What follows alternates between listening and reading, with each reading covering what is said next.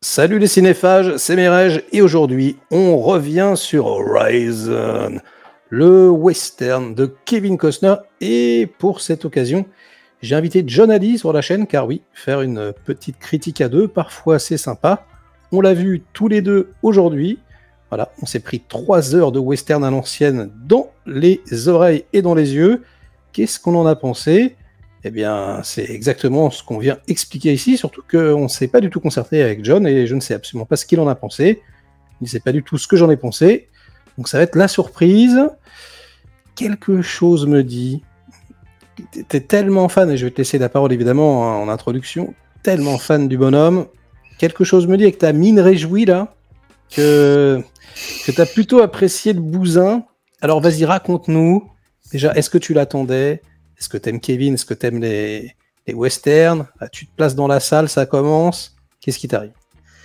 Bon, alors déjà, effectivement, j'aime les westerns, j'aime Kevin Costner, et la fin, tu vois, le film se termine et je viens de voir, j'ai pas vu un aussi grand film depuis Avatar 2 au cinéma. Pour moi, c'est ça le cinéma. Je veux voir ça. C'est exactement ce que je veux voir. C'est un chef-d'œuvre pour moi. J'ai pris une claque dans les dents. C'est tout ce qu'il faut faire en fait. C'est incroyable, c'est une fresque épique.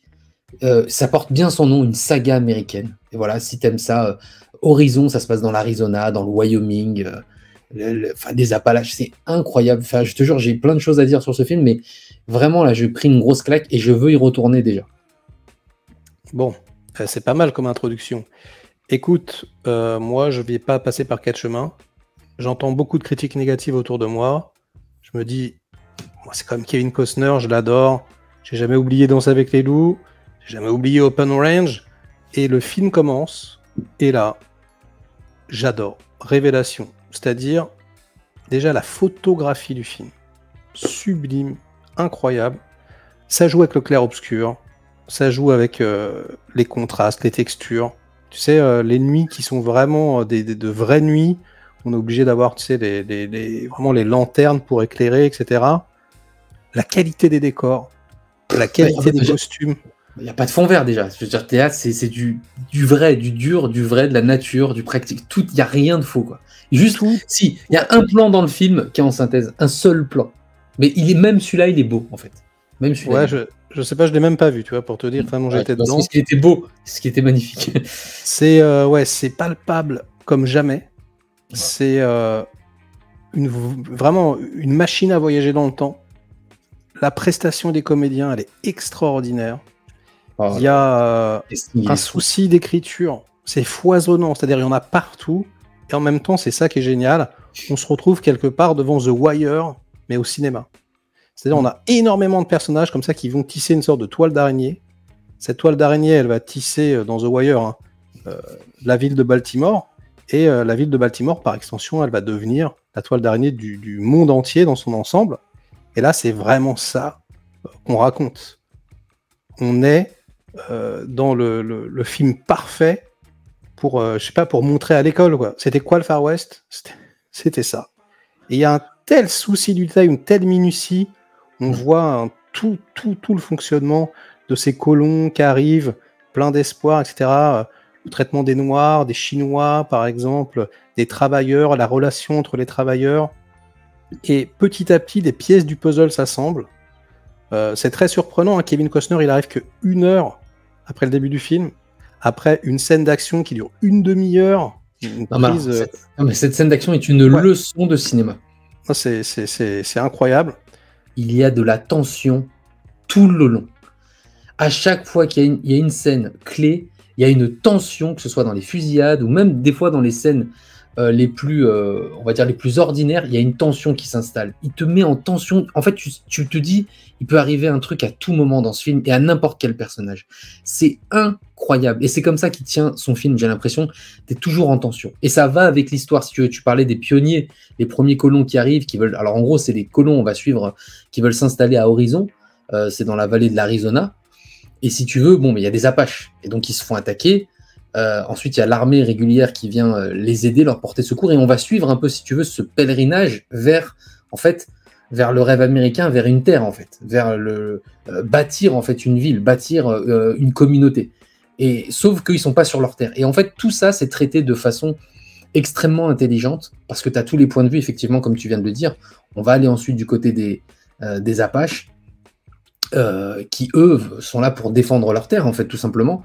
Et on va voir aussi un petit peu toutes les échelles sociales de cette société qui est en train de se créer, parce qu'effectivement, il y a des Afro-Américains, on voit les Chinois qu'on voit très peu souvent, alors qu'ils ont été des pionniers, parce qu'ils ont aussi, eux, c'était les chemins de fer, hein, c'est eux qui ont tapé sur la pioche, tu vois, et ils sont quand même traités dans le film. Et tu parlais de cette scène, il y a une scène d'action incroyable qui arrive quasiment au début du film, en fait, hein. Et de cette scène-là va éclater, en fait, tout le destin des personnages qu'on va suivre dans le film. Et tu l'as dit, la musique de John Debney, mec, c'est tellement Kevin Costner. Et il a, effectivement, tu le disais, il arrive 1 heure après dans le film. Il a cette. Alors qu'on pensait qu'il allait être là dès le début. C'est vrai que tu regardes la bande-annonce, tu te dis, putain, c'est Kevin Costner devant, quoi. Il s'est mis en retrait, le mec. Mais moi, c'est ça que j'ai aimé, en fait. Et je pense que c'est ça qui a déstabilisé les gens, parce que le film flop, hein, et il y a beaucoup de gens qui n'aiment pas. C'est que la narration, en fait, elle est étonnante dans le sens où c'est pas du tout manichéen. On a un point de vue à chaque fois. On va avoir un personnage indien, par exemple. On va avoir des personnages qui pensent certaines choses, qui ont certaines convictions, d'autres pas du tout.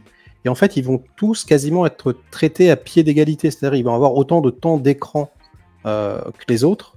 Et du coup, ça donne un film extrêmement subtil politiquement et très très intéressant parce que quelque part, comme je disais, quoi, c'est une sorte de puzzle de l'Ouest américain. On se retrouve devant quelque chose qui prend vie petit à petit dans notre esprit. On apprend à aimer les personnages ou à les détester, en tout cas à les apprécier malgré tout. Et cette toile de fond, quoi, devient de plus en plus claire, de plus en plus limpide. Les enjeux sont extrêmement forts. Donc, j'en spoil un tout petit. Hein, c'est le tout premier, c'est la toute première scène du film.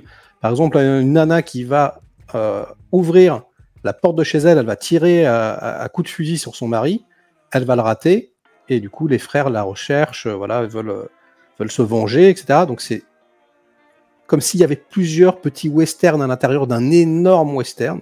Les frères Sykes. Ouais. Et le seul défaut, finalement, que je peux trouver à Horizon, c'est que c'est pas assez long. Comme si c'était un film de 1, 2, 3, 4, de 9 heures, mais qu'on avait vu que les 3 premières, quoi. C'est terriblement frustrant, donc ça, c'est dommage, mais bon, en même temps, il y a le 2 qui arrive en septembre, on va pas avoir beaucoup de temps à attendre. Kevin Costner, j'ai l'impression qu'il a rajeuni 15 ans, le gars. Ouais, putain, c'est exactement ce que je me suis dit. C'est complètement ouf. En plus, le casting est démentiel. À chaque fois qu'il y a une tête qui pop, tu connais.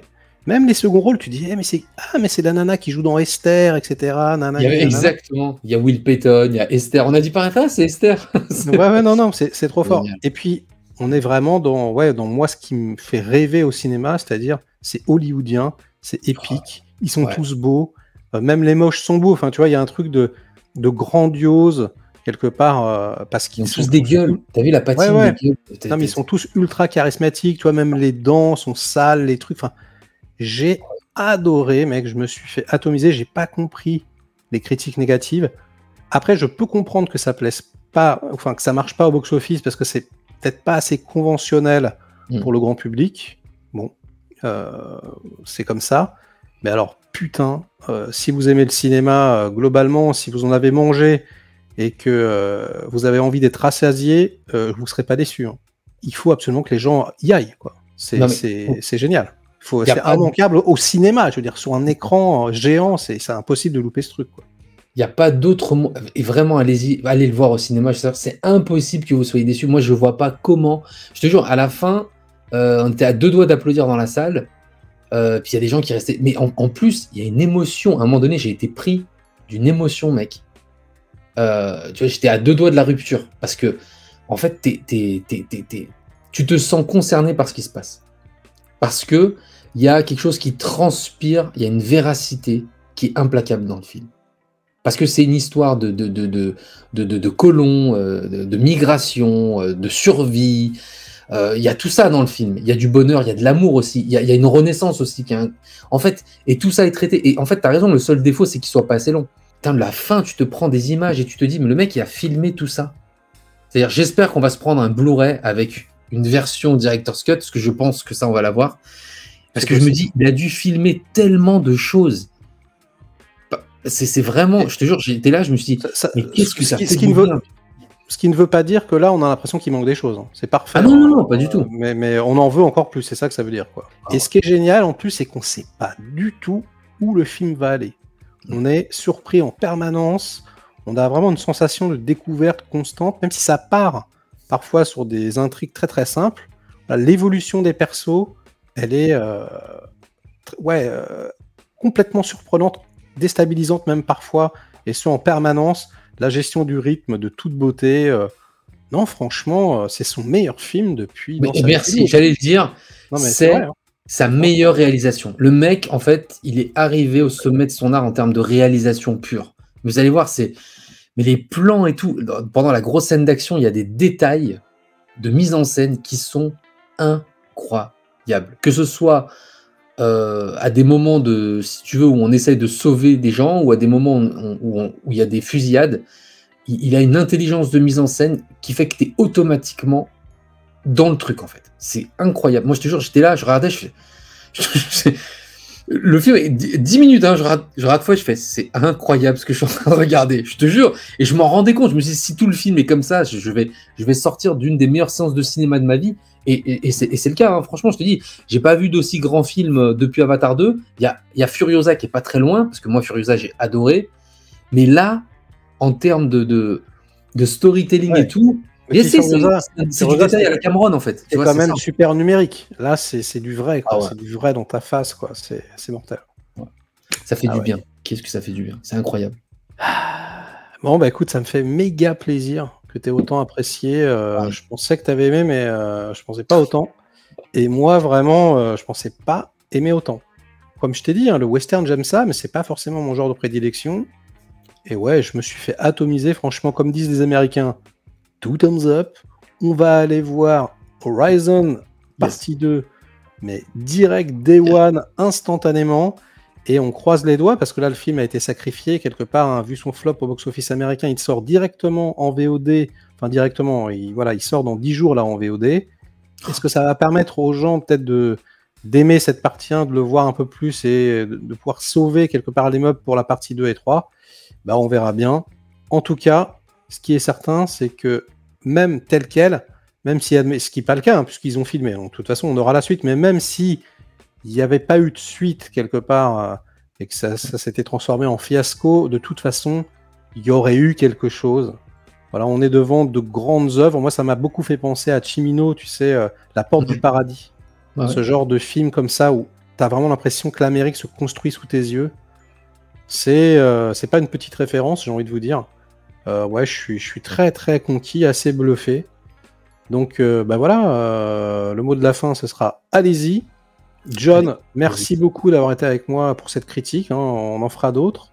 Merci à toi. Ça fait plaisir. Vous savez ce qu'il vous reste à faire. Donc, likez la vidéo, délikez-la sinon, partagez-la évidemment. Inondez-nous de commentaires, comme d'habitude, hein, pour faire marcher le petit robot YouTube. Et on se retrouve donc pour de prochaines aventures et surtout pour la partie 2 en septembre. Allez, portez-vous bien et allez au cinéma.